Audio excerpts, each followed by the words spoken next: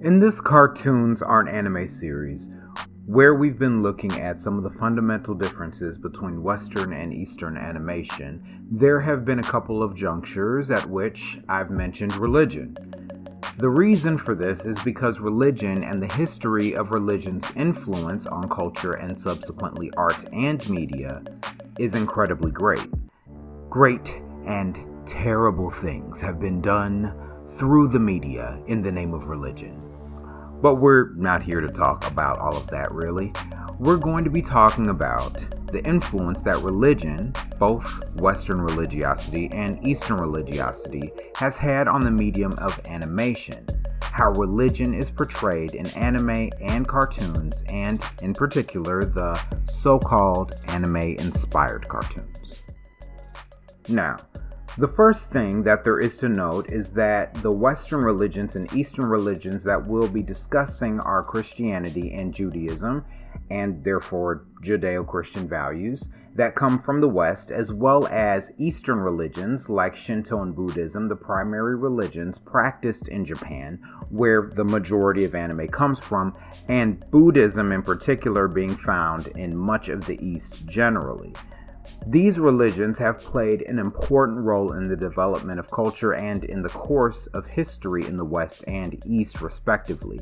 But as broad waves of globalization began to take place over the course of the 20th century, beginning around the time of World War I and the advent of commercial flights and the stabilization of global commodities, continuing through the proliferation of the World Wide Web, the influences of Western religions began to get a foothold in Eastern society.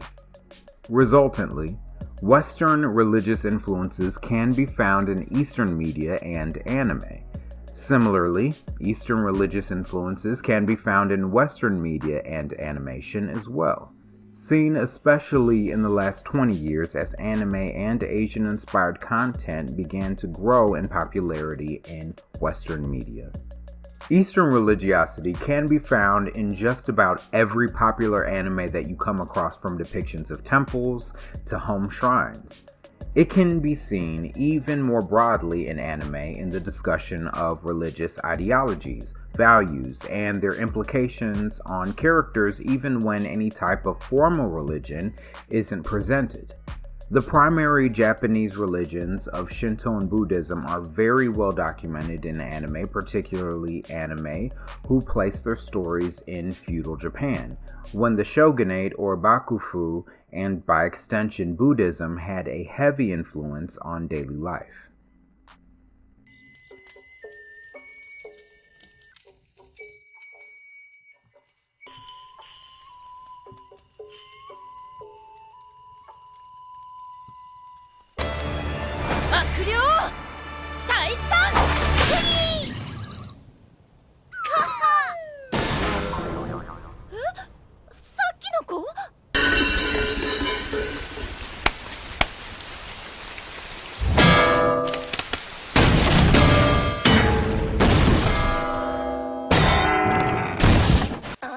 You're the great Master Roshi, right? People tell me that. Master, my name's Krillin, and I've come all the way from a village in the East. Please allow me to be your humble student and learn to fight like you. Well,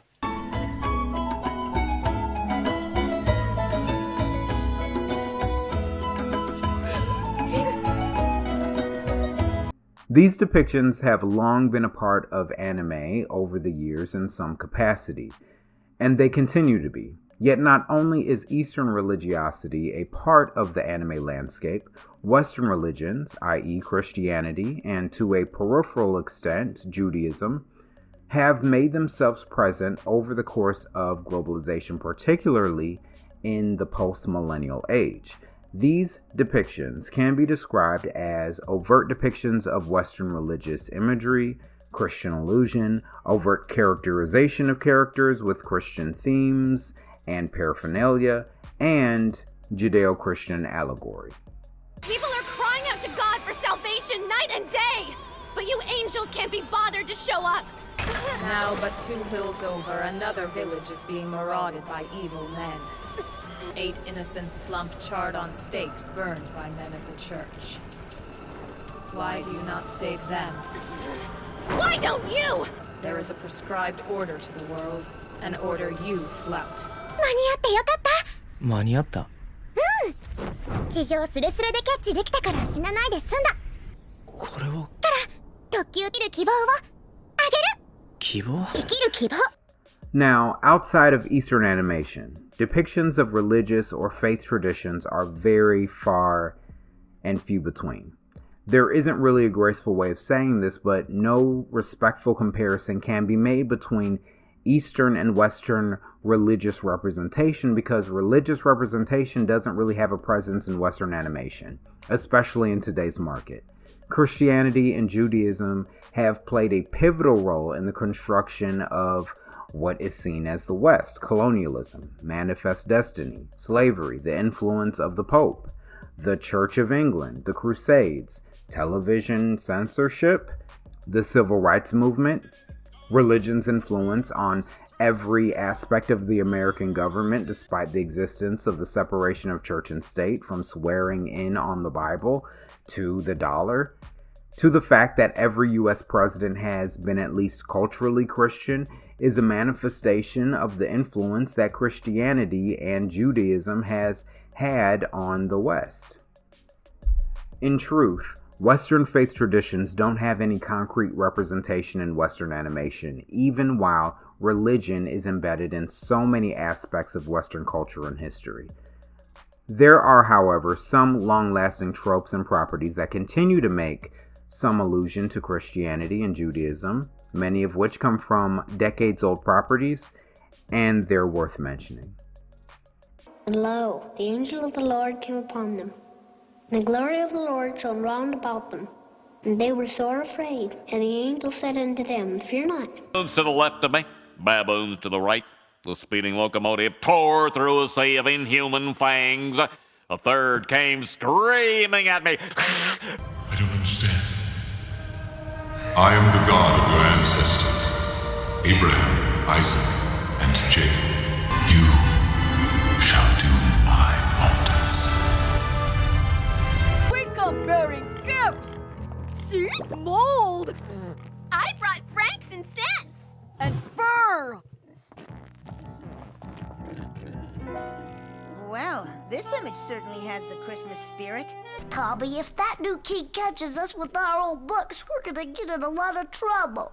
I don't care, Chucky. These are the books our forefathers read, and our 5 fathers, and our 6 fathers, and I'm not stopping now. These types of religious representations in Western media first appeared in early animation and continued steadily through the 90s and into the early 2000s, in the case of the holiday special and a special program. Yet these appearances were also comparatively sparse. However, as the 2010s began, there became a growing secularization of Western animation. Fewer and fewer depictions of religion or faith traditions or even religious or spiritual characters have appeared, particularly in animation made for children. Characters don't display any religious belonging or display any sort of pious character trait that might allude to the existence of religion or God. And the Christmas or holiday special isn't what it used to be. And when they do have them, they are nearly completely devoid of Christian overtones. It is actually really hard to find any reference to the religious in Western animation now, outside of the one character who announces that they're ethnically Jewish, which is less about religion and more about culture, a trope that has been in more recent media extended to characters of Muslim descent, but generally don't have a large presence because representations of Islamic traditions are very rare, considering people who practice Islam are arguably more dogmatic and evident in their practices than Christians or Jewish people. So if they're not going to show Christians in cartoons, they surely aren't jumping to show Muslims in animation. So much for diversity. The majority of modern depictions of religion in Western animation have been relegated to adult cartoons, which are exclusively comical and satirical, like Reverend Lovejoy from The Simpsons or the Jesus character from South Park. In these cases, the devout are often played for jokes, and more adult conversations over the purpose and validity of religion are had, which are always presented from a cynical point of view because the shows are comedies. There doesn't seem to be any depiction of the earnestness of religion or the inner ponderancy of religious principles or values, which used to be a mainstay of kids' cartoons' depictions of religion. In fact, the most overt references to Christianity that I've seen in any mainstream kids' cartoon in the last 10 years was in Illumination's The Grinch movie. They sang a bunch of religious Christmas songs, almost exclusively even, which was awkward because they didn't mention religion in the movie at all outside of those songs, really. This contrasts very greatly from Eastern animation, where because of the influence that spirituality has on Eastern culture, it is regularly represented in anime, which makes the lack of religious adaptation in anime-inspired cartoons that much more apparent. Anime-inspired cartoons or animation tends to lean heavily on the individualistic and secular values of Western culture.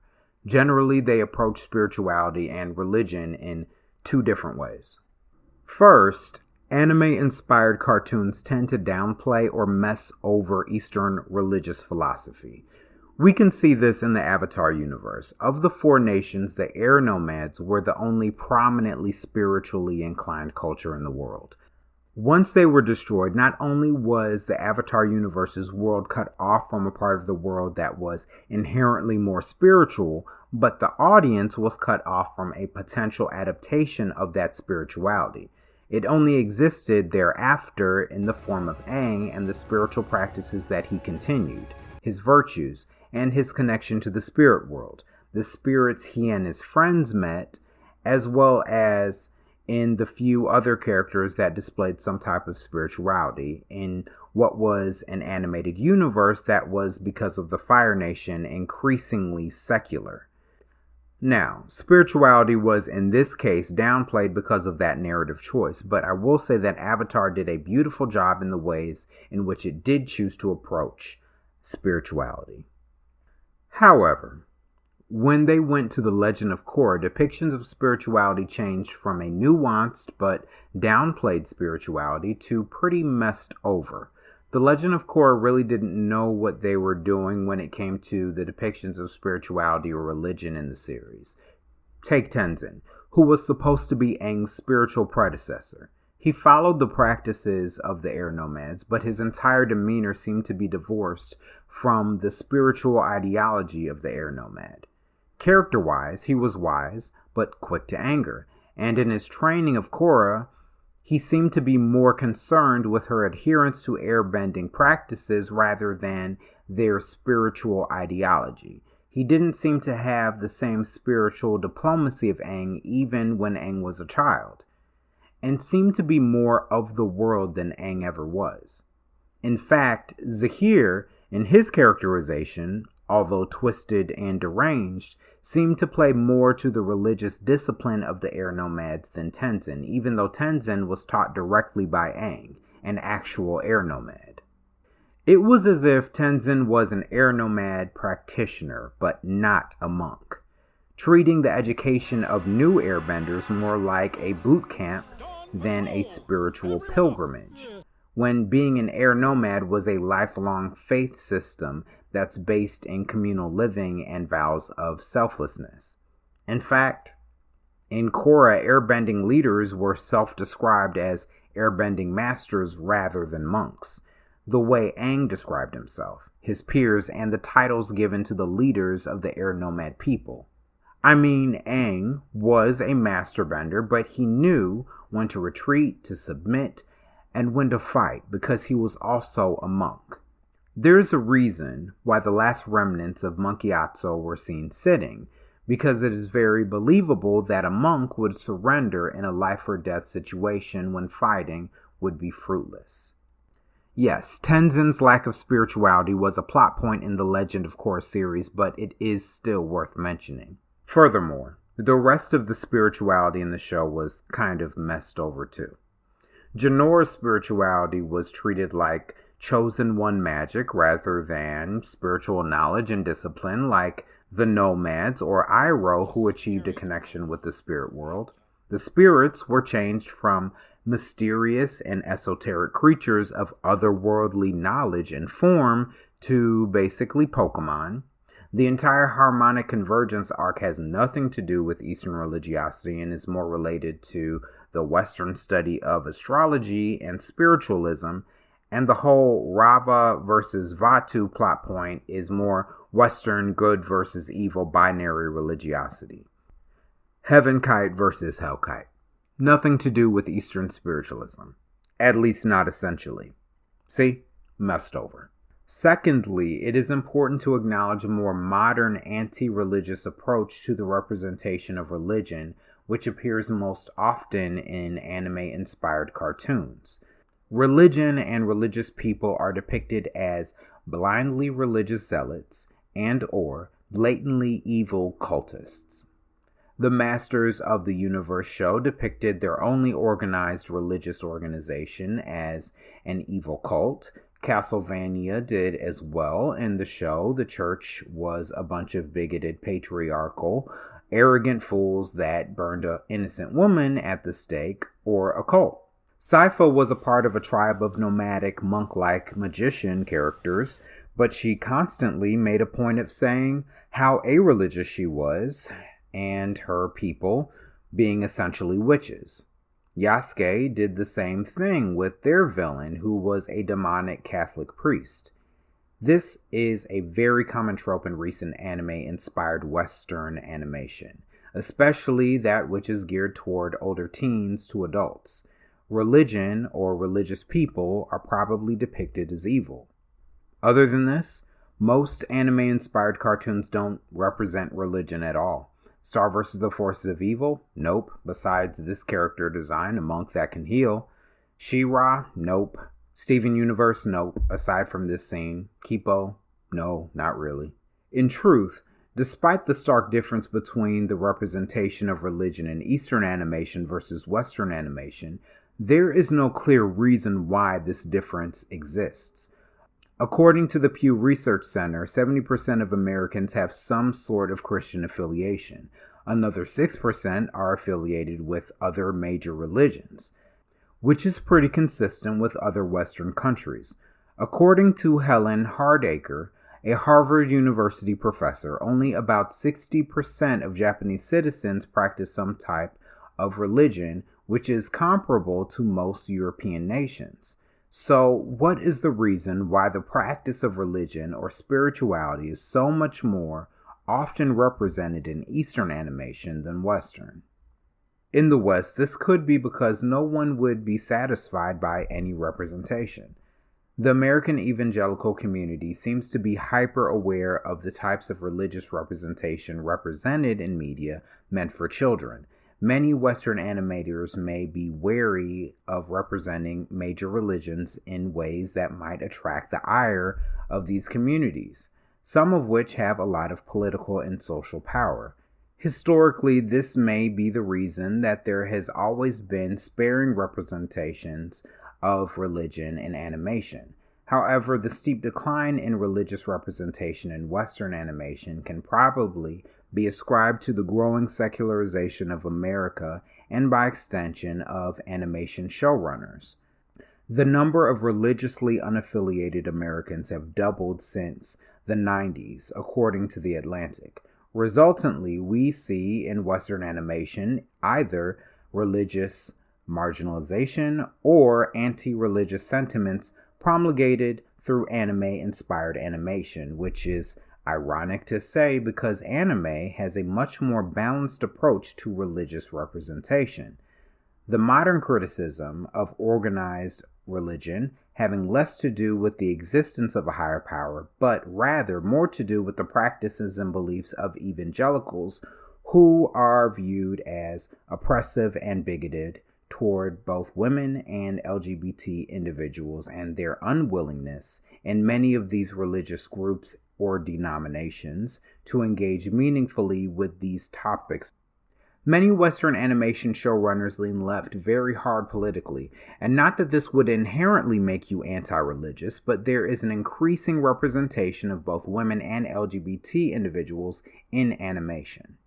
Instead, what we see in Western animation is allusion to Judeo-Christian values without actually acknowledging where their ideas or beliefs come from. A kind of secular religion, in a way that the characters sometimes acknowledge or espouse religious values while being as secular as possible, representing these ideas as coming from some deep personal epiphany. This would explain why Western animation doesn't depict religion favorably, if at all. Yet it doesn't explain why Eastern animation depicts religion as often as they do, and why Western anime-inspired media refuses to adapt the religious sentiments of the East. As I've mentioned, the religious affiliation of the East is very similar to the religious affiliation in the West. In fact, Japan itself has had a history of religious prohibition. There were feudal prohibitions on Christianity, compulsory Buddhist temple affiliation at that time, as well as a wave of modern anti-organized religion sentiments following the Aum Shinrikyo Tokyo Metro attack that happened in the 90s. Yet, the reason for both why Eastern animation still depicts religious iconography and themes, and why it is so hard to adapt for Western animators is because of the idea of collectivism versus individualism, a concept that we touched upon before in this series. Despite growing secularism and anti-religious sentiments, Eastern countries, and Japan in particular, value religion and spirituality as an important social aspect of their culture. According to Helen Hardacre, social and religious values emerge. The character of affiliation tends to be customary, based on location, family, and community, more than on religious conviction. And even though Christian practices and traditions in Japan place more of an emphasis and energy into religious convictions, time, and teaching, as it does in the West, than there is with Buddhist or Shinto practices, we can see that spiritual devotion is represented favorably in anime as an honorable spiritual aspiration that most may not have the discipline to achieve. Western individualism would suggest that this form of collective spirituality doesn't provide enough social autonomy for an individual to live and believe the way that they want and reach their highest potential on their own, which is essentially the American dream philosophy.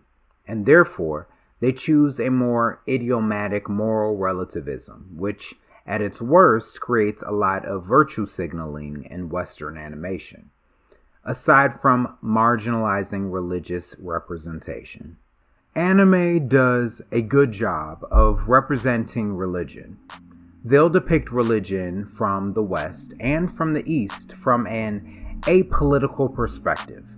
Anime does represent cults and hypocritical religious zealots and all that is perverse about organized religion, but also represents what is aspirational, honorable, and blessed that comes from a connection to a higher power and faith.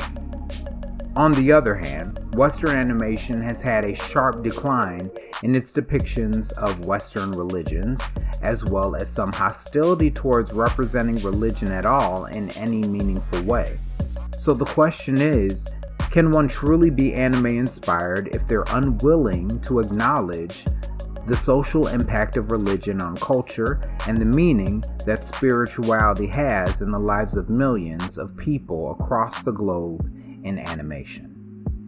The answer to this isn't quite apparent, but concerning the realm of religion, because this contrast between Western animation and anime exists, it is easy to discern the difference between them.